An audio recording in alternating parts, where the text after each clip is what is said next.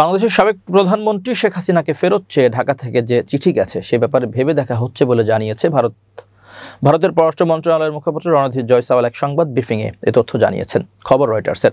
প্রতিবেদন অনুযায়ী আন্তর্জাতিক অপরাধ ট্রাইব্যুনালে মৃত্যুদণ্ডপ্রাপ্ত বাংলাদেশের সাবেক প্রধানমন্ত্রী শেখ হাসিনাকে প্রত্যর্পণের চিঠি পাওয়ার কথা স্বীকার করেছে ভারতের পররাষ্ট্র মন্ত্রণালয়ের মুখপাত্র রণধীর জয়সওয়াল বলেছেন, সাবেক প্রধানমন্ত্রী শেখ হাসিনাকে প্রত্যর্পণের জন্য বাংলাদেশের কাছ থেকে নতুন করে একটি অনুরোধ এসেছে।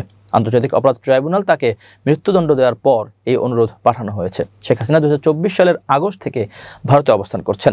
গত বছরের জুলাইয়ে ছাত্র জনতা নেতৃত্বাধীন তুমুল আন্দোলনের মুখে বাংলাদেশ ছেড়ে ভারতে আশ্রয় নেন তিনি। তখন থেকে দেশটির অজ্ঞাত স্থানে অবস্থান করা সাবেক এই প্রধানমন্ত্রীকে 2 দফায় ফেরত চেয়ে চিঠি দিয়েছে বাংলাদেশ।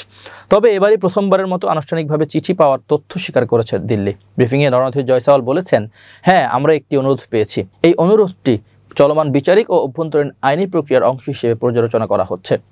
তিনি বলেন, আমরা বাংলাদেশের জনকল্যাণ, বিশেষ করে শান্তি, গণতন্ত্র, অন্তর্ভুক্তি ও স্থিতিশীলতার প্রতি অঙ্গীকারবদ্ধ এবং এই বিষয়ে সব পক্ষের সঙ্গে গঠনমূলকভাবে যোগাযোগ চালিয়ে যাব। গত বছরের জুলাইয়ে ছাত্র আন্দোলনকারীদের হত্যার অভিযোগে শেখ হাসিনার মৃত্যুদণ্ড ঘোষণার পর চলতি মাসে তাকে ফেরত চেয়ে চিঠি পাঠিয়েছে বাংলাদেশ। এর আগে গত বছরের ডিসেম্বরে দিল্লির কাছে প্রথমবারের মতো একই ধরনের চিঠি দেওয়া হয়েছিল।